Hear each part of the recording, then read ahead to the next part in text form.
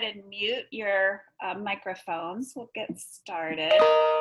I do want to make sure we have time to actually discuss and talk. I don't love just not being in a big room all together. That would be my choice for this, definitely. So let me see, did somebody else try to come in? I don't see anybody. Okay, so there's 8 of you right now. There's like 34 registered. I don't know how many are gonna show up. So we could have those multiple screen things going on with this. So let's just go ahead and get started. Yep, this is probably, okay. Okay.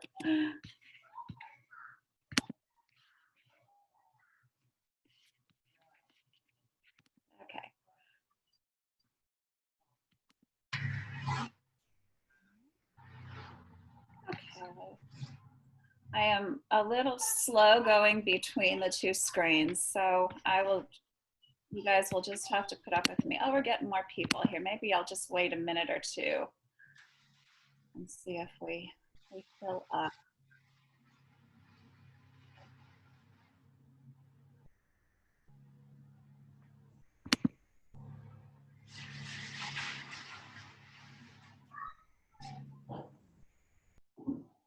Okay.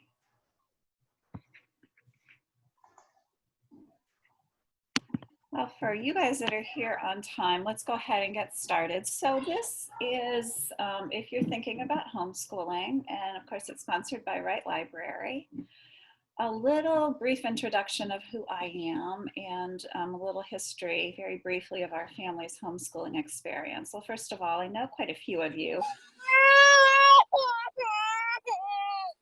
Oh, if everybody doesn't mind hitting their mics, thank you. I'm Diane Begson. Okay, I'm Diane Begson. I don't mind the baby crying. I just know it's hard for me to everybody to hear me.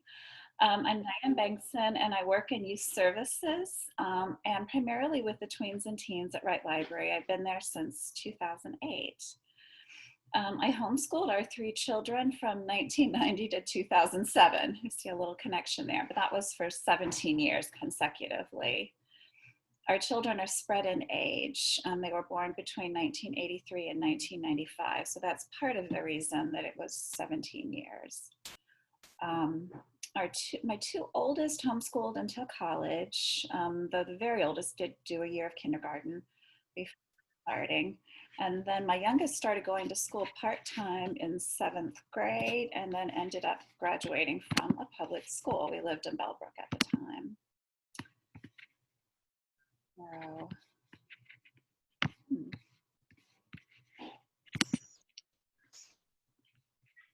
The reason that I wanted to homeschool was first due to meeting a couple of families in the mid-80s actually, when almost nobody was homeschooling.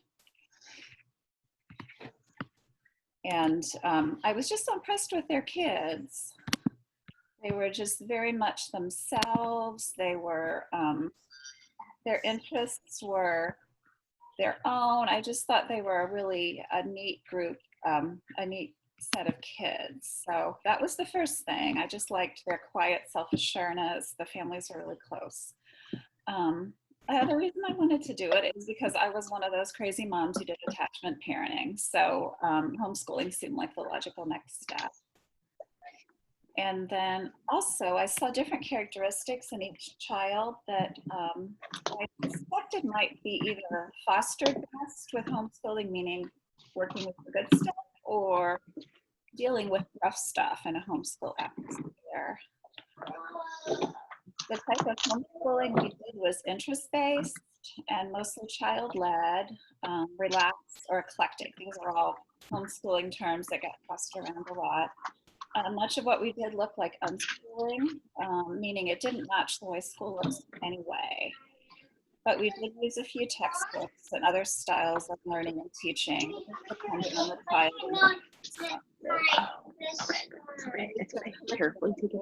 During our first year. We've got a couple people that don't have their mics muted. Do you mind just doing that for the moment? I don't intend to keep it that way the whole time, just so it's easier to hear me. I'll talk the first part and then we will go into questions. So, and quite honestly, the main foundation for their learning was reading aloud to them for at least an hour a day. And we continued to read aloud until all three were between the ages of 10 and 12. Just because it's a long time, I think, before kids' interest in their reading ability matches. Plus, it's just a pleasure to read aloud together. We use local libraries very heavily, and most of our homeschooling years predated widely available internet. Not so much with our third, but definitely with our first two. I will tell you right now, I don't have any personal experience with special needs children or working while homeschooling. I did some freelance writing, but that's all that I did. But I do have some resources and so all that said, I don't expect you to homeschool the way that I did. It might make absolutely no sense for you to do it that way. Oh, I heard a doorbell, but I don't see anybody there. Okay. It's so individual for every family, and I just take what you hear that's useful and leave the rest here. So for a few housekeeping details at the end, I'd be glad to answer any questions about my family's experience or any other questions you have. You're welcome to jot down questions that occur to you in the chat as we go, and I'll address them at the end. We can also just talk at the end. And then these notes, I'll email them to you, and I have a list of resources. So you don't necessarily have to take notes during this time. So this is actually the time when I do want to hear from you. What would help is just to have a first name and the ages of the kids that you are thinking of homeschooling. And then it'll help me kind of orient what we talk about. So I'll just call on you according, somebody's having a hard time staying here. I'll just call on you according to where I see you on the screen. Smurbak, do you guys mind starting first? Just tell me parents' names and the ages of your kids. Okay. I'm Emily. Jim. Okay. And we have Liam that's going to be 8, so he'll be 2nd grade. And then we have Cecilia, who's going to be 6. What? Oh. And she's going to be in kindergarten. And Valerie is 4, and she's in preschool at Smith. Amelia, who is 2, but she'll be 3 in January. So we were going to do some sort of school. And then the baby, but yeah. Okay. All right. Well, thank you. The next person on my screen, it says Graham Schmidt. Do you guys mind telling me? Yeah, this is Graham. I'm Sarah. We have a son who's 9. He's going into 3rd grade. And we have 2 twin daughters who are 6 years old going into 1st grade. Okay. Thank you. Andrea? Hi, I'm Andrea. Andrea, I'm sorry, I see the accent. I apologize. Oh, it's okay. I have a 1st grader and 4th grader this fall. Okay. Did you want us to talk about what kind of homeschooling we wanted to do, or? Not at this point. I just, we'll go into that towards the end. So, but thank you, Andrea. All right, thanks. Emily? Can you hear me okay? Yeah. Okay, I'm Emily. My daughter's 7.5 and she'll be in 2nd grade. Okay. Jen? So I have 3, but the one I'm really interested in homeschooling my 10-year-olds. So I have 10, 14, and 18. So a 5th grader next year. Okay. Thank you, Jen. Jackie and Steve, hello. Hi. We're Jackie and Steve. We have a 13-year-old named Rachel who will be entering 8th grade next year. Okay. Thank you. Amy? Hi, I've got a 4th grader and 2 first graders and a lady, a little 4-year-old about to turn 5 who will not be left behind. So she's going to be doing something. She demands it. So we'll see how that goes. 3rd child.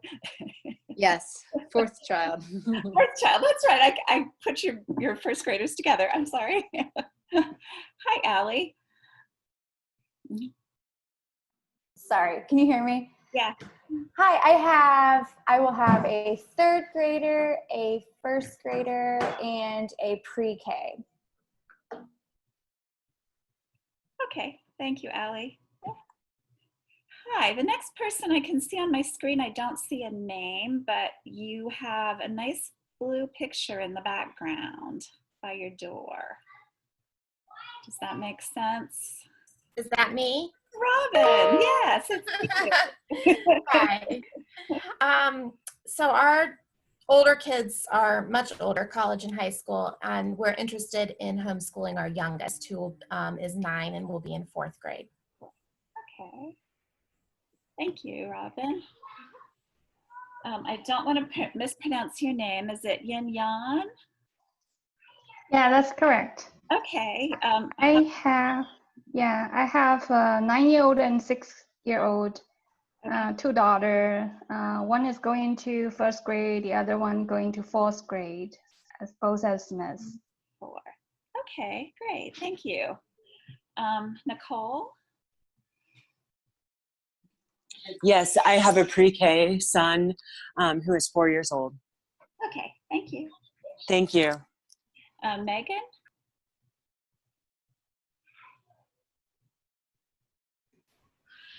Hi, we have a daughter, 5 years old, starting kindergarten in the fall. Okay, great, thank you. And Allison?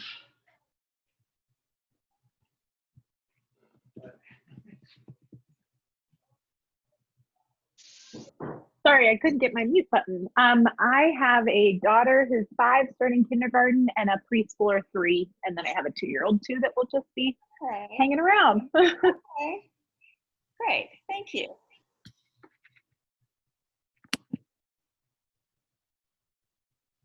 Okay, so we've got one more person joining. Well, it looks like the majority of the group is elementary. So I'm going to definitely talk mostly about that. I see Jackie occasionally. So, I'm kidding. I see Jackie a lot, and we can always talk more about junior high and high school years unless someone particularly is interested in that. I'll kind of keep things on that round. Emily, who just joined us, if you are willing to tell us how old your kids are, so I just kind of know what we're talking about today. My kids are going into 1st grade and 3rd grade, so Okay. 8 and almost 6. Yeah, great, thank you. Okay, and it looks like we go pretty much from, we have some preschoolers, but we have majority kindergarten through 4 with 1 5th grader. Okay, all right, well, I'm gonna go back to my notes here, and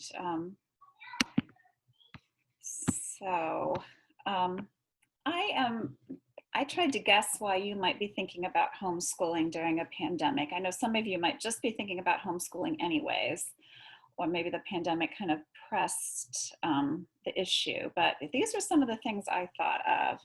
1, you were unsatisfied with how online school worked with your child when the schools closed, and think you can perhaps do better for your child. Another reason is perhaps you don't want to send your child back to school if it opens due to health risks during a pandemic. After being home with your child, you realize that you might enjoy or at least find it an interesting challenge to homeschool your kids. Perhaps you enjoy having more time with your children, or perhaps your child has been thriving at home during the pandemic. So if I didn't cover your reason, would you please put it in the chat? I have a disclaimer for you now before we go on. My experience with homeschooling wasn't the same as yours because I was not homeschooling during the pandemic. And it's different because of the pandemic for several reasons. Despite the fact that we call it homeschooling, we did not stay home a whole lot. And we were not isolated from other people. I also didn't have to provide every learning experience on my own. Our family met with our homeschooling group weekly, and we took field trips and had science fairs and classes and all kinds of things through that group. We went to the library a lot. We took classes offered in the community and later at the high school. The kids volunteered. They did sports a little. We're not a huge sports family. They were involved in theater and scouts. We would meet friends at parks. We'd play with the neighborhood kids. We always had a lot of neighborhood kids, and we had play dates with our homeschooling friends. Another thing was that I had an adult outlet too, which was very important to me. So many of my children's activities involved other parents I could talk with and be with and just have a sense of some adult time. And finally, we made the choice to homeschool instead of feeling forced into it by circumstances. But at the same time, we never committed to homeschooling for more than a year at a time. We always towards the end of the year, we'd assess, so we want to do this for the next year. I'll address some ideas later about how to specifically homeschool during a pandemic, but I just wanted to let you know that I understand that the situation is different. So we're going to shift gears now and talk about how to make homeschooling work at any time, no matter what kind of homeschooling you're doing. I strongly believe that knowing your family's values and goals, your educational goals, philosophical, as well as any other values, makes your homeschooling easier. So I just can't stress this enough. And this was my solid point when I was homeschooling. So I strongly suggest that you take some time to think about what your family's goals and values are. I know you have them. It's just like maybe we don't often think in those terms. I'll share with you the ones from my family. Yours can certainly be way loftier or way simpler. It doesn't really matter at all. Mine are pretty basic. My family's values and goals for our children were that they be kind and responsible people who care about others, that they love learning for the rest of their lives, that we have a strong family bond, that they know themselves and pursue their interests, that they finish college, I said at least a bachelor's degree, and support themselves as adults. And it's basically all happened. They're all adults now, and things are good for all of them. So I never was positive that was going to happen, but it turned out okay. So again, you already know what you value for your family and what your goals are for your children, but writing them down really helps, and talking about it with your partner, and knowing what you value most will really come in handy during the times when you have to make a decision, easy and really hard ones, when you're feeling some self-doubt, when you're frustrated with your kids, because that happens, or when you're feeling some peer pressure. So some basics for life as a homeschooling family. These are things that apply no matter what your educational choices. So one thing you may have already found is having routines really helps. And some organization also helps, because it allows you and your children to know what to expect. Ours was really simple in our homeschooling years. We just had kind of, this is about the time we get up approximately. We try to accomplish this before lunch. We have lunch, and my kids were making their own lunches by first grade. That was like, Mommy doesn't make lunch except if it's really special. And then these are the things we do after lunch. And really, we had a lot of things we did after dinner too, because my kids were all night owls. Luckily, I was too. So our day started late and ended late. One of the great things about homeschooling is there's extra time to teach your children to help with and eventually take over home chores, cooking, and laundry. Helping you now, but also so that they leave home being able to function well in all these just basic areas. And this is really obvious, but how homeschooling goes depends, of course, on the ages and the personalities of your kids. Older children and children who just have kind of that self-directed personality make homeschooling easier.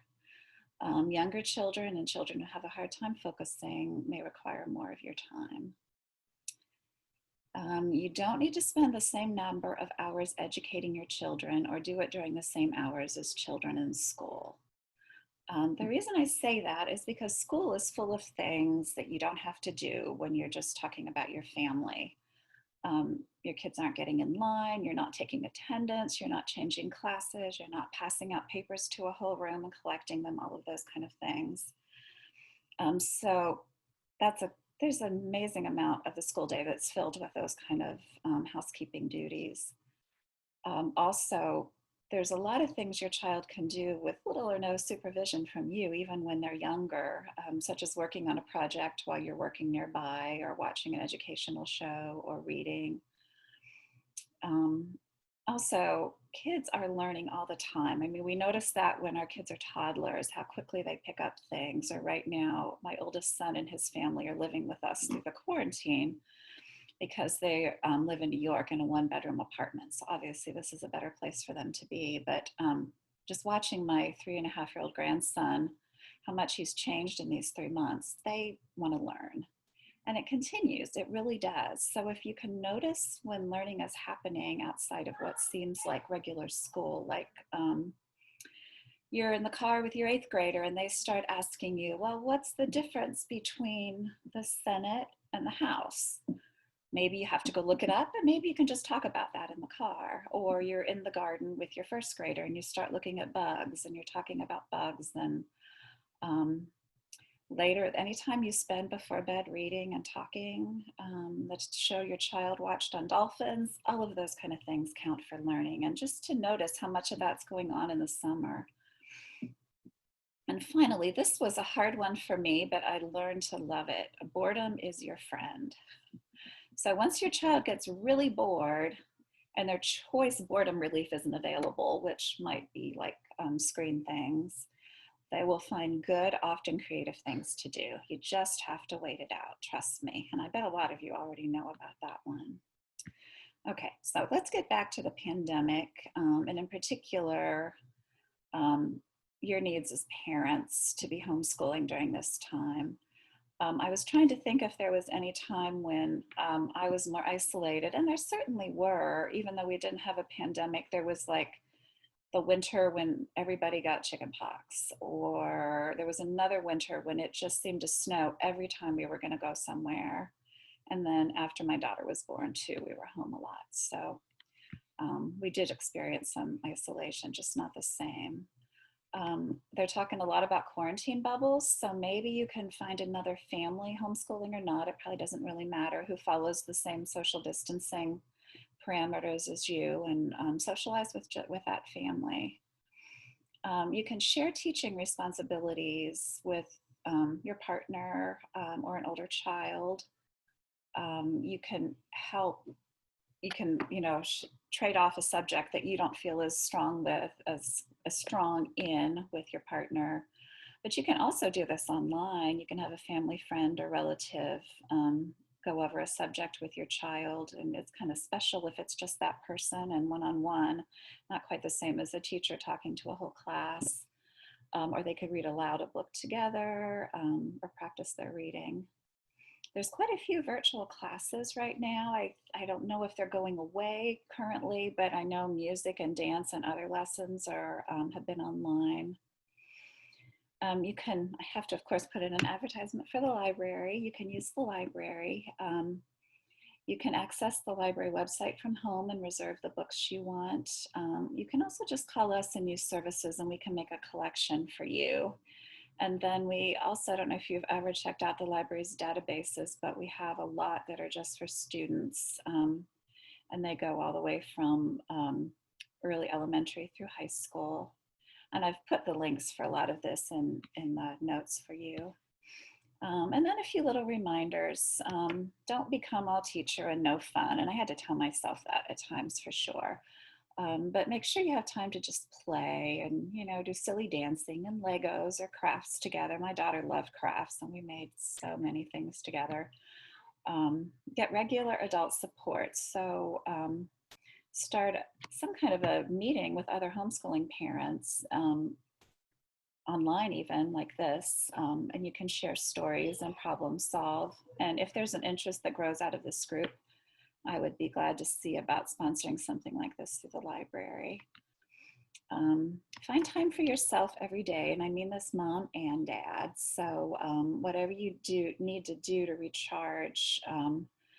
My kids, because they were late to rise in the morning, I got up before them and I took some time then, but I never had the time after they were in bed at night, but that might work better for your family. And then trade off with your partner, so you can each get some downtime, or any other adult that's within your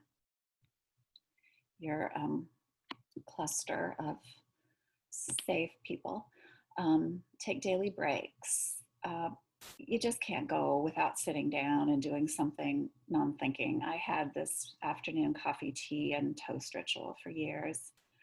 I would do it if I had a napping child. I would do it, at the same time that one child was napping, and then the other child could have some TV time or video game time at that moment, if that's something you do in your family. Loneliness can happen. Even when there's not a pandemic, it just sometimes felt lonely, especially when we started in 1990, that we were doing something that most of the culture did not do.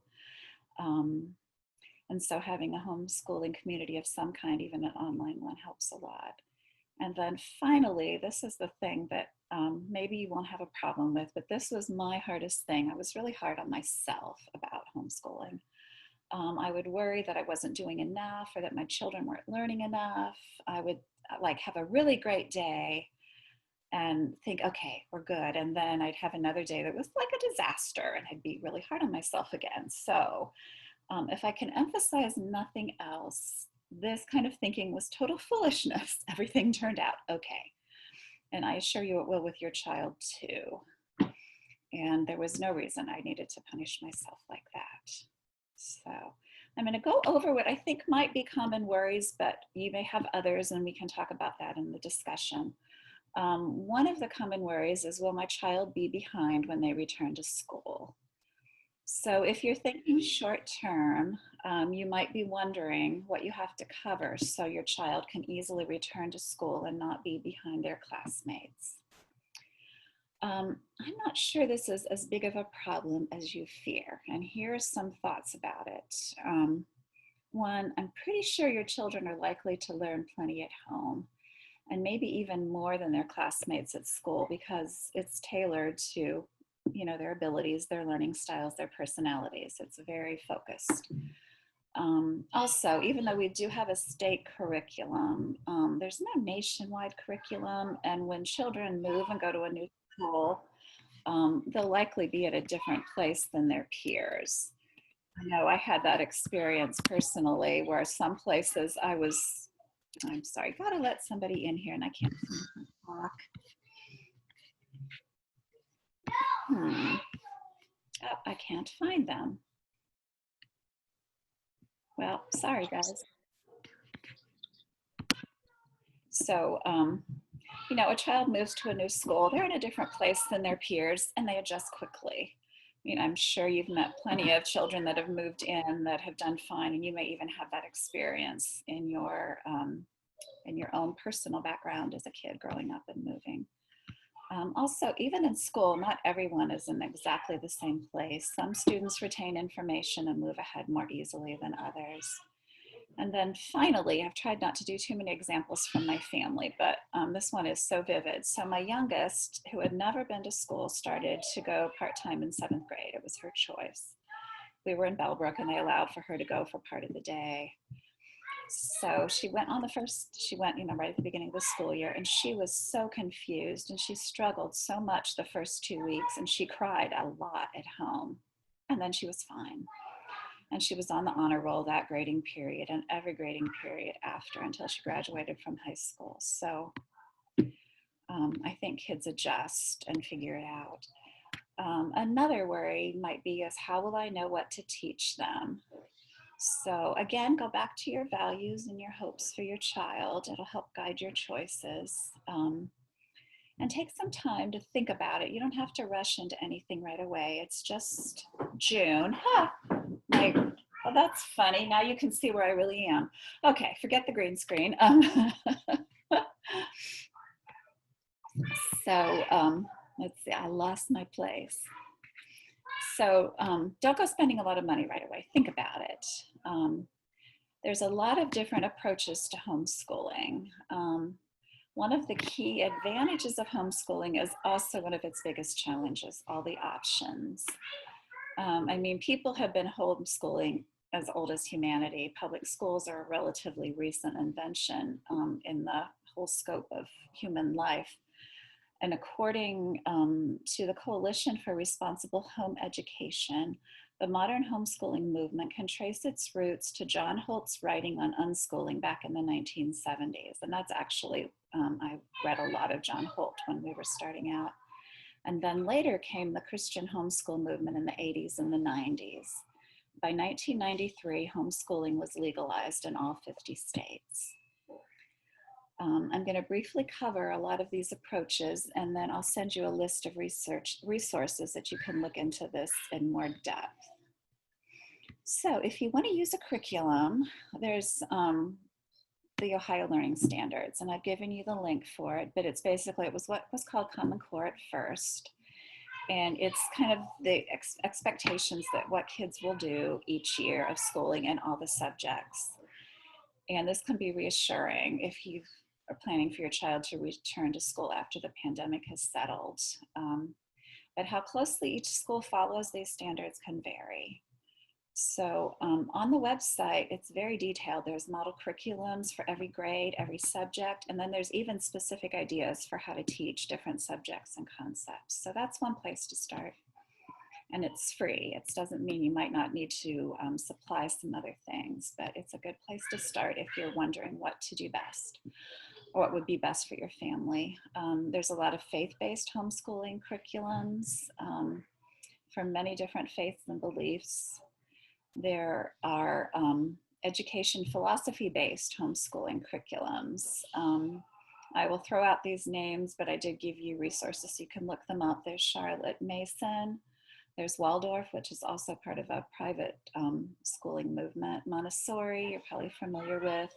There's something called Classical, which is a lot about how you think. More Formula, which is Christian, but also talks about kids don't need to learn to read until they're older, just to name a few. Again, if any of these like strike a chord for you, go ahead and research them as much as you need to understand what they are.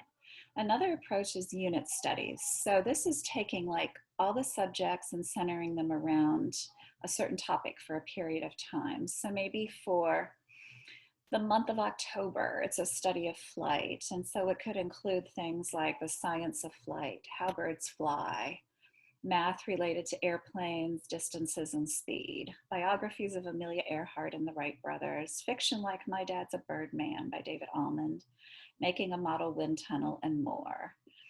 You can create your own unit study or find pre-made ones online. So going on, the next option are online schools. So, and there's an overlap between a lot of these things as well, but what there is in Ohio are online charter schools. You might be aware of them. It's not considered homeschooling in Ohio. It's considered public school. And the state makes it available at no cost by using money that would have been used for your child to be enrolled in school, and that money goes to the charter schools. So most of these provide a computer and curriculum and some time with a certified teacher.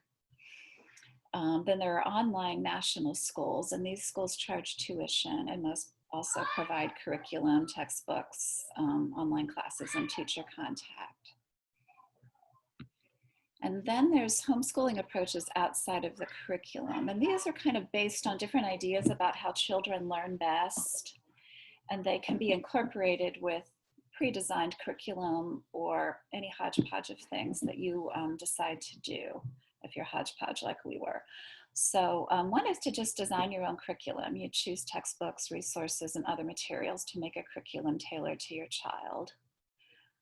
There's also interest-led learning, which we did a lot in our family. So this is centered on your child's interests. It might be interests that come and go fairly quickly, like a month-long interest in batteries and electricity and that kind of thing. Or it can be a really long time overarching interest like nature or music.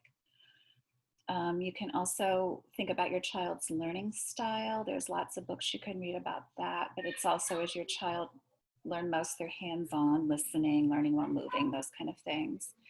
There's relaxed or eclectic homeschooling, which is not as focused on schedules and timetables for having things done, and often picks from a number of different approaches. And then finally, there's unschooling, and it seems like most families never always feel like they don't quite do this entirely, but it's based on the idea that children are natural learners. So the parents provide a rich environment with lots of learning and opportunities, and the child will take advantage of it. Which I know for some people is really hard to picture. The third worry that you might have, shifting gears again, is my child won't cooperate if I'm the teacher. So my main point here is just avoiding power plays around learning. I'm sure as parents, you guys all know avoiding power plays is usually the best thing anyways. So, but how would you do that if you are being the teacher for your child? So the thing that worked really well in our family was I wanted my child's cooperation, and I thought I would get it best if they were responsible for their learning. So I decided what I wouldn't compromise on, but I offered as many choices to my child in areas where I could be flexible. So before you begin homeschooling, talk about it with your child and come to a plan together and talk about things like, well, what do you want to know more about? How do you think we should do it? What schedule do you think would work? In our family, it was always like a special date with each child. If you're not going anywhere, you could just have ice cream in the backyard and talk about it. But it did help my kids to feel very invested, and they would surprise me. It was like one year my daughter said, I want to spell better. It was like, oh, I want you to spell better too, but it came from her. So I was happy for that one. Another way to avoid a power play is just to make learning fun. Make it into a game, a hands-on activity, something active. Somehow link in an interest they have with the other things that they need to learn that is maybe not, doesn't hold their interest as well. Make it a shared process. Sometimes when a child keeps asking for your help or your attention, they really may need it, or they might just want to spend time with you. But just giving up and saying, yeah, what do you need, can bring some pretty lovely moments. Match how your child learns best, not only their learning styles, but their best times of the day. And there are some times, as I know you know this as parents, is you just need to let it go for another day. Just stop forcing, do a dance, take a walk, or just everybody needs to go to bed earlier. In a stressed moment, when you're worried that they aren't learning a thing, this is all coming from my experience, so when you're worried they aren't learning a thing and never will, stop and think before reacting. Watch where your emotions are taking you. Take a deep breath. Remember what you value and what outcome you're hoping for, and then speak. So again, that's a parenting thing. And then don't take all the responsibility for learning away from your child by pushing or forcing. While it may require you to be patient and repeat positive mantras to yourself, like I did a lot, give them time and opportunity to feel responsible for their learning. Every time I did that, I never regretted it. And finally, as with all parenting, your child knows when you speak from a place of quiet but authentic confidence, just as they know when you speak from a place of not being sure of yourself. So if I didn't cover a worry that you have, please add it to the chat or any questions. And I just have a last little bit before we're gonna go to discussion. So this is how you homeschool in Ohio. This is the basic requirements. Ohio is a pretty good, easy state to establish homeschooling in. It really varies, but Ohio is one of the better ones. I'll give you a link that just takes you to a page with other links on education.ohio.gov that has everything laid out, and I recommend you read through it all, but here's kind of the basics. So at the beginning of the school year, you need to notify the school of your intention to homeschool, and there's a form on the site that you can print out and complete. And then what you attach to that form is a curriculum statement, which can be so brief and non-specific, just all the common subjects for your child's age. And then and you're also supposed to attach a list of resources you plan to use. And this does not have to be fancy. I'm pretty sure that all of you have some really wonderful learning items in your home. This can be anything from musical instruments to age-appropriate learning games, microscopes and other science supplies, craft supplies, physical fitness equipment, maps, curriculum, appropriate books, or even after a while, I just put a you know, we had 400 books in our home. Video series you plan to watch, music and other lessons your child will take, subscriptions to magazines and other learning materials, and on and on. I always chose to overwhelm with a huge list. I don't know if that's necessary, because I want you to know that the curriculum and the resources that you attach to your application are not being given to the school system to get their approval. They only need it to be representative of what you hope to accomplish. And you're also not limited to the items on your list either. So as we did it year after year, I just kind of updated the list and changed it around a little bit, but I don't even know how carefully it was ever looked at. So that's what you do at the beginning of the year. At the end of the year, there's a year-end evaluation, and you have two choices. One is you can have your child take a standardized test, which you can arrange through your local school system, or you can also purchase it and arrange to take it, have your child take it in another way. The second option is you can present a portfolio representative of what your child learned. And what we always did is we got a teacher that was certified in Ohio who would look over the portfolio, and then they would sign a form, and then I would submit that form. You can also go to your school system and see if they have someone that might be willing to do that. And you have to reapply every year. So if this were to go on for more than 1 year, that is how you do it year after year. Okay, so that is the end of my talk part. Looks like we have a little in the chat, but not a lot. Let me look and see what's here. Okay. One comment was, our daughter did so much better with learning at home during the pandemic than she did with attending school. We had far less stress and more time together as a family. In the terms of the flow of our days, weeks, and months, homeschooling might really work for us. Yeah, that's a definite real thing. Okay, somebody put siblings fighting. I wondered if that would come up. So yeah, that is a tough one when they're all together all day. I wish I had a magic answer for that, but to be quite honest, I had about 3 or 4 years when my two youngest, despite being 7 years apart in age, could hardly be in the same room together without fighting. The fact that they were further apart in age allowed me to work around it as far as doing things with them.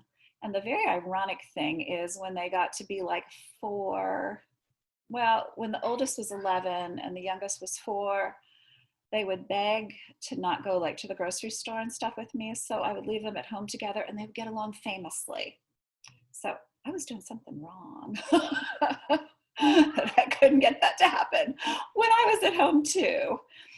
Does anybody have any other thoughts about sibling fighting or anything they'd like to add? It's just a tough one. And a lot of it is personality too between the kids. Thoughts about working from home and homeschooling. Okay, I don't have a lot of personal experience with this, very little, because what I did I could pretty much do at odd times. I do have on the resource list a blog that's written by a homeschooling mom who works, and then a couple of other things. a lot of what seems to happen is thinking about your time differently. So it might be that parents trade off, or that kids do independent things while you're working, and then you do the things together when you're not working. But I'm sorry, I can't speak to that in any more specificity. Some of it will be figuring some of those things out for yourself. Okay, I'm wondering good ways to balance time with multiple children. Gosh, that varies. I think if your kids are really close in age, it might be harder than if your kids are a little further spread apart. My kids loved one-on-one time with me always. So we tried to do that. It was probably like a special go out and do something like once a month with each child, which I think is great, even if you're not homeschooling. It's just they say things that you don't expect and all that kind of stuff. My kids were far enough apart that there were different sleep schedules, and just they were different, you know, fairly far along developmentally before the next one came. So I would, you know, trade with your partner. Again, that's something that's so individual. Does anybody have anything they want to add to that idea? That's for it. Sometimes it's just not going to happen, but it's not always a bad thing either, that everybody has to be together.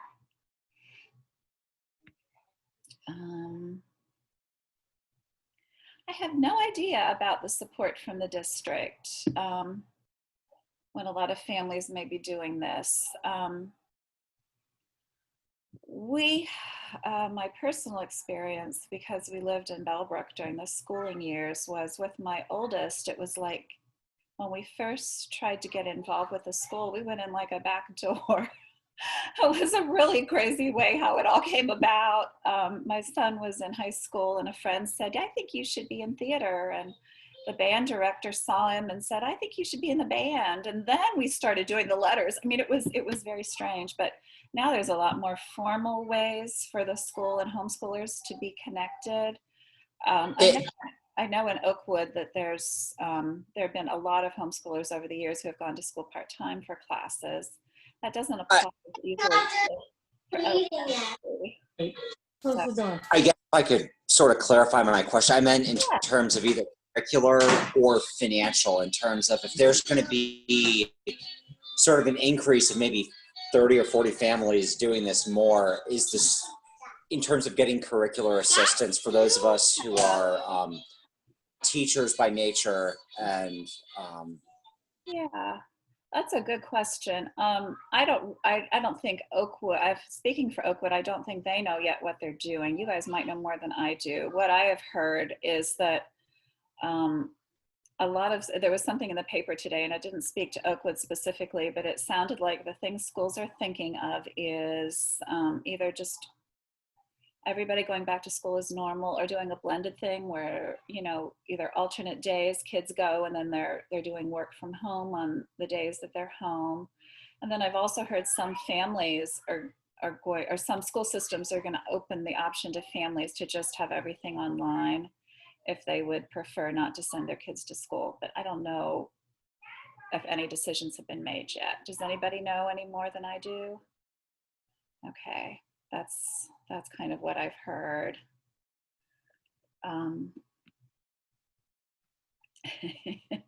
Okay, the next question was, typically too, we didn't get support from the district. We were considered pretty much on our own. There's a resource center, but I never used it, and I never knew any other families that did either. It was like a resource center for where I was in Greene County. I think there's something similar in Dayton, or in the general Dayton area, but I'm not positive. Another one, I worry about how much energy it will take to homeschool our kindergartner. I was exhausted as a preschool teacher. I also wonder how she will get her IEP services. And then the next person said, thank you. I know IEP services can be arranged to be delivered in your own home if you're okay with having people come over. So that's good to know. I didn't know that. And again, I can't really speak to that specifically, but energy, yeah. You don't have to keep your child busy every moment, but maybe you do need to figure out ways for your child to burn energy that you're not burning energy at the same time. I'm thinking about this a lot with having a 3.5-year-old in our house now that I'm not a young mother anymore. And it's like, oh, let's play this game. And he runs and Mima sits on the couch. So I don't know. Have your child run across the room and pick up the picture or the word or the whatever. Be creative. So another question was, do school districts provide any support to homeschoolers? I wouldn't have thought so, but do they have to let homeschooling kids participate in sports? We did not try the sports route, but I think that schools have a way of getting around that to some degree. But I don't feel like I have enough memory or authority to speak on that, and it could have changed. But I know it was like theater, band, choir, going to school part-time. All of those things were wide open and were very welcoming, but the other stuff, not so much.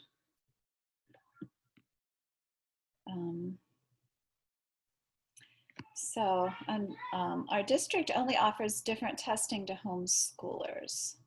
I was told to contact them in January for testing in February. Specifically, it was the Iowa Test of Basic Skills, or a Terra Nova assessment.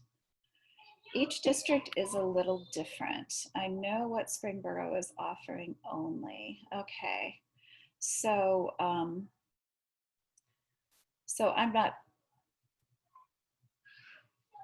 I'm not sure if you meant that was the kind of, you had that testing to pick from. I was helping answer some of the questions that came up with the districts. I know that they're a little bit different, and specifically with Springboro, in the communications I've had with the superintendent when I was filling out the forms, she was really helpful. And, she let me know that the Iowa test and the Terra Nova assessments can be done because we plan on doing testing. And I think it's just a skill I want my kids to have to, be comfortable taking tests for 1 and for 2 to help me assess where I need to focus on maybe areas that they might be falling behind in, but that they offer that for free and that it was in February. So, I would definitely talk to your superintendent when you're filling out the forms, specifically for your district, and ask them questions about maybe what they do offer testing wise for homeschooling. They're more than willing to answer any question you have. At least for Springboro, it was a fairly good transition for us this summer. So. And like you said, I really stressed out in the beginning about filling out that curriculum paper. And like you said in the beginning, how you don't have to stress about that and it can be very basic. I pretty much sent links from the Ohio State website for each subject that had the curriculum requirements for the public schools for each subject. And that's all I sent. I didn't give them specifics on which curriculum we were choosing for each subject. And they accepted mine. So I don't know if like I said, each school district's different. Another thing that I think is good to know is when they do give you your letter, make sure that it is compliant with Ohio, because I know there are some school districts that will give you a letter that doesn't specifically state what the state wants them to. They have to say that you are excused from the school. They have to reference the certain numbers on the website. I'm sure it's really easy once you get the links to the Ohio Homeschooling Government website. You can see everything and read everything there. So I don't know. That was just a little bit about my personal experience that I just went through. So thank you, Andrea. And anyone can message me too if they find me on Facebook and if they have questions as well. Because I would love to do like that. You said that quarantine bubbling thing. That would be super cool. I would love to do that. And I think it would be fun to kind of play around with maybe doing different topics over Zoom with our kids. Not only could it be like, you know, art with Heather, or literature with Jenny, or science with Andrea, you know, we could also have kids share their presentations that they made with each other. So I think it would be exciting sort of social type of interaction that they're having through Zoom. So if anyone's willing to do that, I definitely am on board. So Great. Thank you. Thank you. Amy, did you want to say something? Yeah, I wanted to say when school was excused, we actually pulled out our oldest and we filled out all the homeschool forms. We homeschooled her for the rest of the year this year. And I will say Smith, we're in the Smith district, I guess. And Chrissy Elliott, the principal, super helpful. They bent over backwards and completely understanding.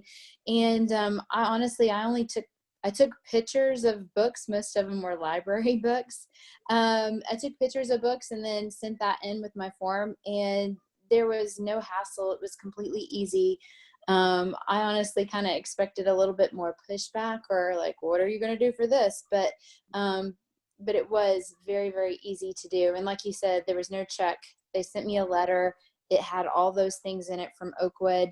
So it is an easy process to do here in our district, just in case anybody was wondering.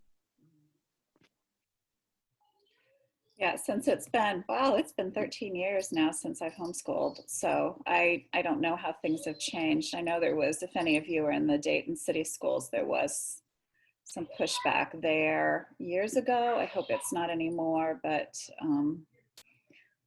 I think by and large, and what Andrea said about making sure they send back the right form, that's a good thing too. Some people feel more comfortable sending it in as certified mail, but again, it's up to you. You can probably drop it off as well. One more question. How much time did you spend with individualizing your lesson versus one lesson for multiple kids? Maybe slightly different requirements. So the type of homeschooling we did and the ages of our kids being so broad, I didn't have lesson plans. I had a general idea in my head. We had, in the years before homeschooling, or before the internet was widely available, I kept a list on the refrigerator whenever the kids mentioned a topic they were interested in, and I got the books at the library. It was a very organic kind of thing, and I realized that might not be comfortable for maybe some of you. But especially when kids are very close in age, unless they have really different abilities, you can do a lot of the same kind of things with them. And you can, I will say that our very first year of homeschooling in 1990, I didn't know anybody at that time locally that was doing it. And I was nervous, so we paid for a curriculum from Oak Meadow, and we signed up with a school in Michigan. So I needed it that first year for security, but then after that, we didn't do anything like that. We had math books that were introduced later because early math is great with counting and cooking and all of that kind of stuff. But once you get a little bit further along in math, we found some math books that were pretty independent work. And they would just do like maybe 3 or 4 lessons a day. They were fairly short. It was called Saxon Math, and a lot of homeschoolers use it. Let's see. Okay, and Andrea has another comment. She says she emailed the superintendent their forms, and they responded by sending us our acceptance letter via mail. We scanned the form and we'll make sure to keep it for our records. Rumor has it that this form will also get you discounts for school supplies or museums and such as well. Yeah, it does sometimes. Depends on if you're actually doing that in the pandemic, of course, but definitely if you have that letter, one thing it will get you at the library once we start doing teacher collections is you can get a teacher card, which means you can keep the books out longer, and you can just contact us and you can either pick a topic or send us an exact list of books and we'll put it all together for you and check it out and you can pick it up. So, oh, that's interesting. So Amy said that Oakwood wanted her to email the form so as not to touch documents. That makes a lot of sense, a whole lot of sense. See, I'm still back in the dark ages, so I apologize for all of those things that I don't know because it was a long time ago that we did this. If you would like to open your mic and, oh, Jen, did you want to say something? I do. No, I had a quick question for you. Yeah. So if one of your kids said, hey, I want to learn about electricity, so does that mean that kind of everything else changes for the next 2 weeks? They didn't have to do their math pages because you worked it into the electricity lesson, or was it added in somehow? Did you have like a standard thing you did every day, or? We didn't have a real standard thing. It depended again on their ages, but okay, let me think about like about 10. At 10, I think there was always, I was still reading aloud to them at night, but it was of course, you know, like The Hobbit and stuff like that. And I think they probably had some assigned math to do every day, but a lot of the rest of it was fairly loose. It was like what they were interested in. So it depends on how, you know, again, if you guys are doing this temporarily, you might not feel as comfortable being as leisurely with it as I was. However, I don't think you would go wrong if you were. I think it would be okay if you did just say, you know, like, okay, you want to do electricity. Let's get, you know, the batteries and the wires and let's look this up. And often it just leads from one thing to another. And it's an amazing, fun thing to do with your kids. So I would encourage experimenting with that. I know other homeschooling families will spend like 2 hours in the morning doing like the curriculum, and then the rest of the day is all kinds of other stuff that's just fun to do that you enjoy. Or like with my daughter, she was just loved crafts and the stuff she was doing. And then when I started working at the library and I was working with kids her age, or it was like, oh, they don't know how to do this. It was just like, oh, I thought all kids did this, you know? So yeah, did that answer the question? Yeah, it did, thanks. Okay. Other questions? Just unmute yourself if you have a question. What about disciplinary issues? You talked a little bit about how you have to parent and be teacher and balance them, but what if they just plain refuse to do the work? Like you've given them space, you've given them time, they just refuse. Well, what I would probably do is just maybe not in that moment if it's really tense, but when things are a little quieter and a little easier, I might just sit down and say, you know, you didn't want to do anything today. What was going on?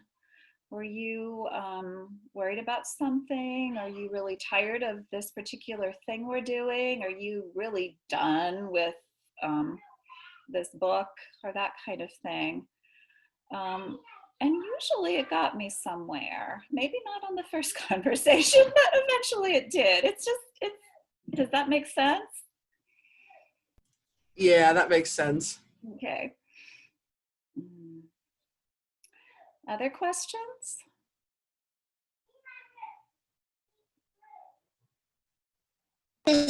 Have you come across any resources?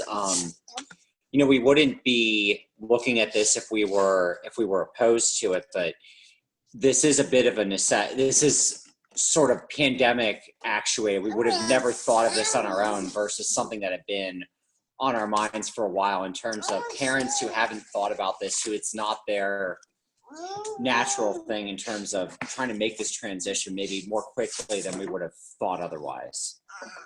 Yeah.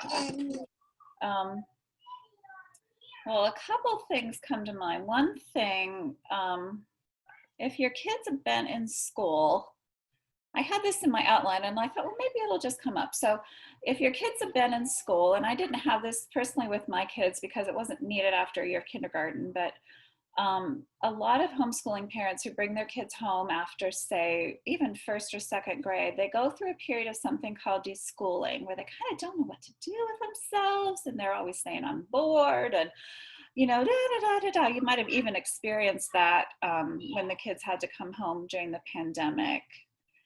So just knowing that your kids are going to go through that period, but it's not going to last, will help.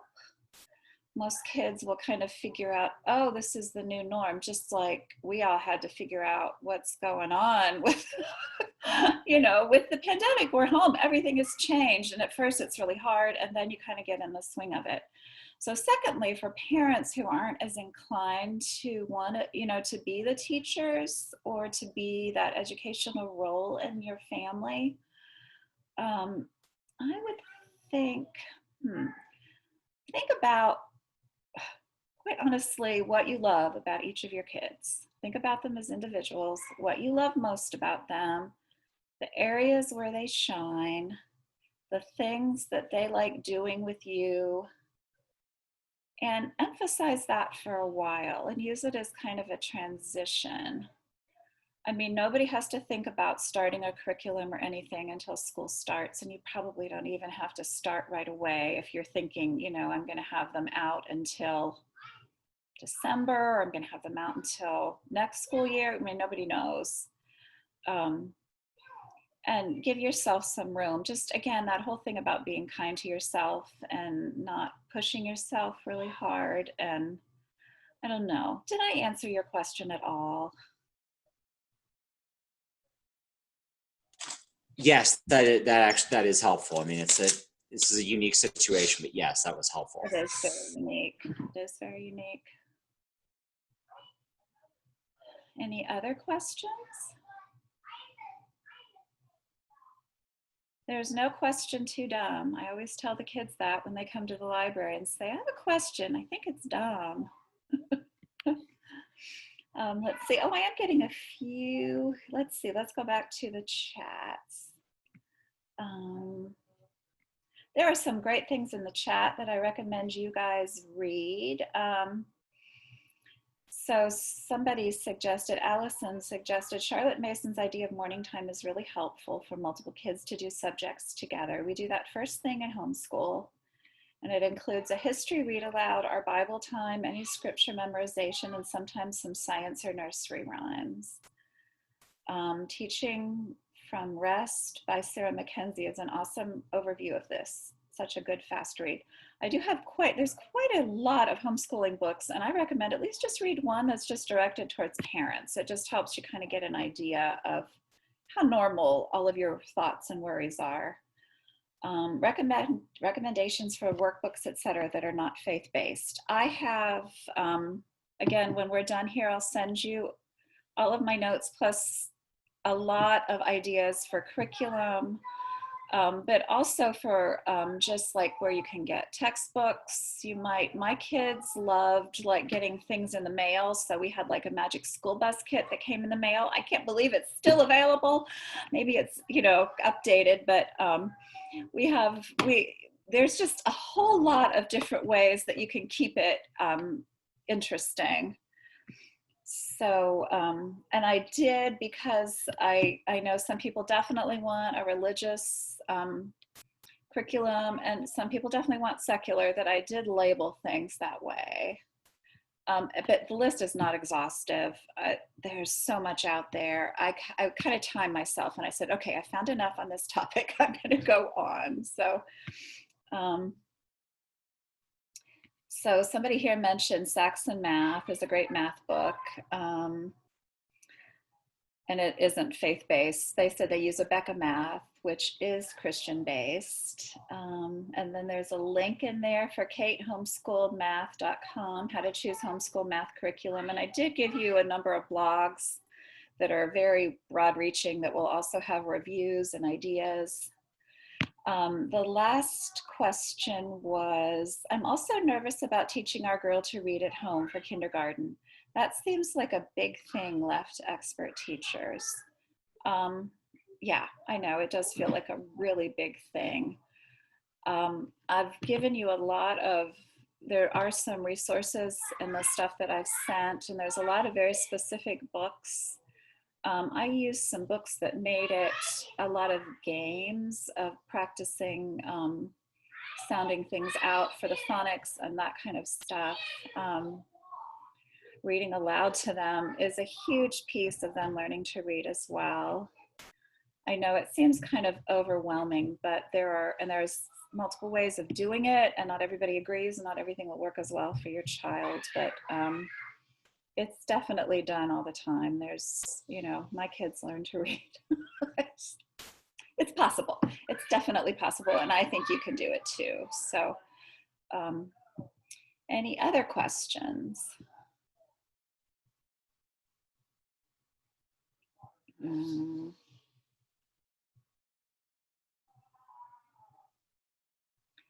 Okay, is there an interest in this group of meeting again like this?